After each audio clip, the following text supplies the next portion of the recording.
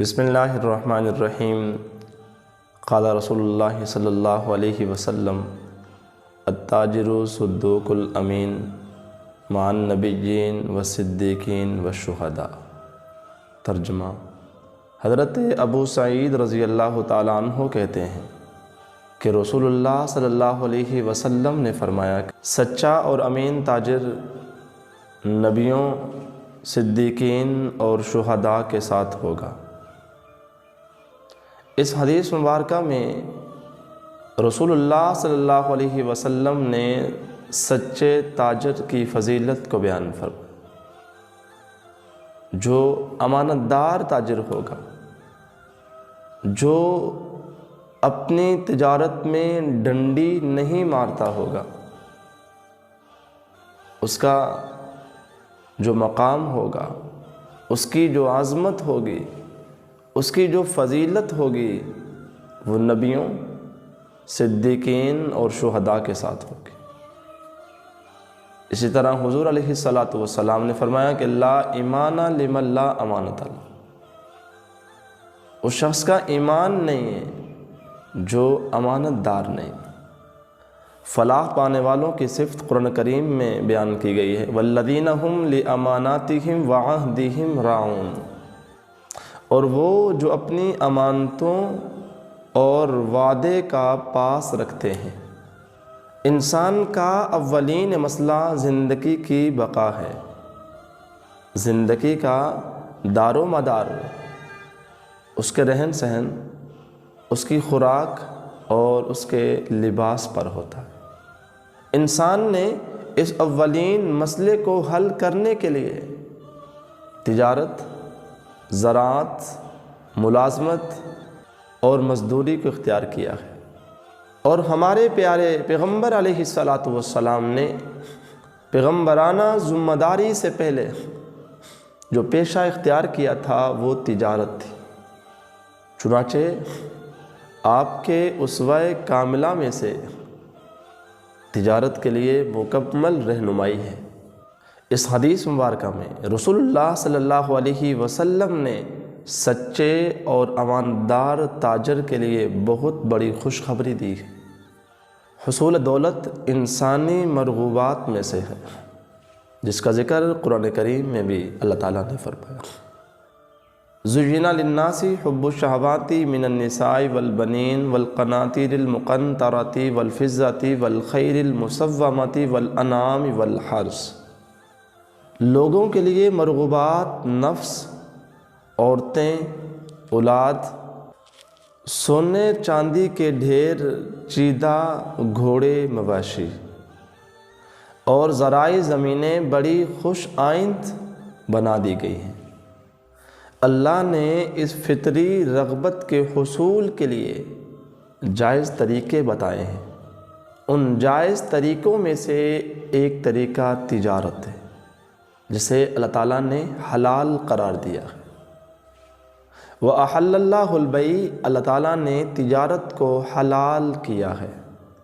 صداقت، آپ صلی اللہ علیہ وسلم کی صداقت کا حال یہ تھا کہ نبوت سے پہلے رسول اللہ صلی اللہ علیہ وسلم کو پورے عرب میں صادق اور امین کے نام سے جانے جاتے تھے۔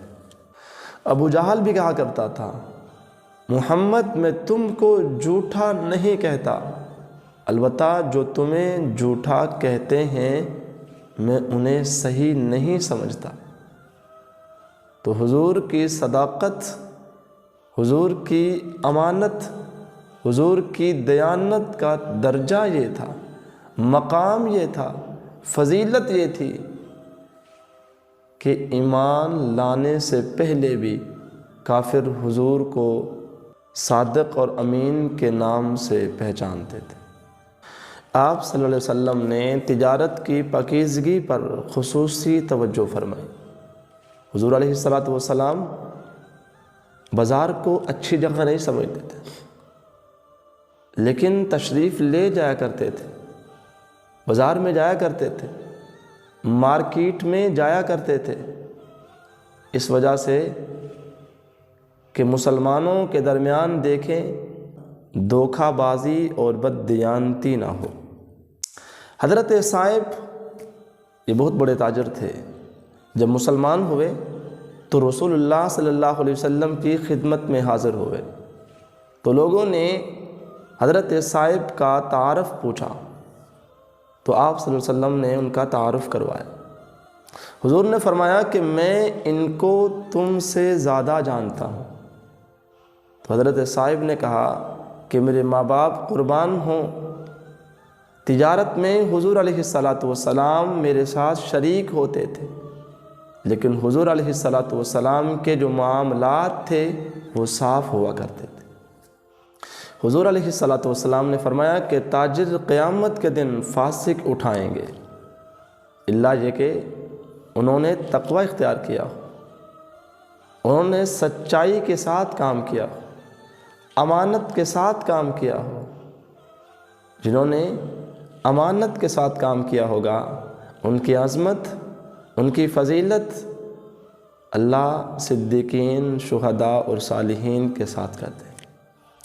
رسول اللہ صلی اللہ علیہ وسلم کو نبوت سے پہلے مکہ والوں کی طرف سے امین کا خطاب دے دیا گیا تھا۔ کافر بھی اپنی امانتیں حضور کے پاس رکھوایا کرتے تھے، اور اتنے مشہور تھے کہ اگر کسی نے امین شخص ڈھونڈنا ہے، کسی نے سچے انسان کی زیارت کرنی ہے تو وہ محمد ہے۔ حضور علیہ السلام کے پاس جو امانت رکھوائی جاتی اس میں رائی کے دانے کے برابر بھی کمی نہیں ہوتی تھی، اس میں جوں کی توں بھی نہیں ہوتی تھی۔ جیسے آئی، جس کی امانت تھی وہ جب بھی آئے اس کو حضور علیہ السلام ویسے دیا کرتے۔ ہجرت کے موقع پر حضرت علی رضی اللہ تعالیٰ عنہ کو حضور نے یہ امانتیں سونپ دی، فرمایا یہ امانتیں واپس کر کے، یہ امانتیں جن لوگوں کی ہیں انہیں لٹا کر آپ تشریف لیں، سچے انسان بنے، امانت دار بنے۔ اگر ہم سچے اور امین بن جائیں گے تو ہمارا نام بہت بڑے لوگوں کے ساتھ ہوگا۔ فرمان خداوندی ہے وَمَن يُطِعِ اللَّهَ وَالرَّسُولَ فَأُولَٰئِكَ مَعَ الَّذِينَ أَنْعَمَ اللَّهُ عَلَيْهِم مِّنَ النَّبِيِّينَ وَالصِّدِّيقِينَ وَالشُّهَدَاءِ وَالصَّالِحِينَ وَحَسُنَ أُولَٰئِكَ رَفِيقًا۔ اور جو بھی اللہ کی، اس کے رسول کی فرما برداری کرے گا وہ ان لوگوں کے ساتھ ہوگا جس پر اللہ تعالیٰ نے انعام کیا ہے، جیسے نبی، صدیق، شہید اور نیک لوگ بہترین رفیق ہیں۔ تاجر کے لیے سنہری موقع ہے۔ تاجر کو چاہیے اس امتحان گاہ میں، اس عارضی دنیا میں وہ سچائی اور ایمانداری کو اپنا شعار بنائے۔ دولت جمع کرے لیکن حلال کی، حرام کی دولت جمع نہ کرے۔ کہا کرتے ہیں کہ حلال کی کمائی بہت زیادہ ہو اور حرام کی چند کوڑیاں ہوں تو ساری کی ساری کمائی تباہ ہو جاتی ہے۔ اپنے مال میں ملاوٹ، دھوکہ بازی، چوری، ان چیزوں سے پاک رکھیں۔ جب آپ سچے تاجر ہوں گے آپ کو کتنا بڑا مقام ملا ہے، کتنی بڑی فضیلت ملی ہے، کن لوگوں کے ساتھ آپ ہوں گے۔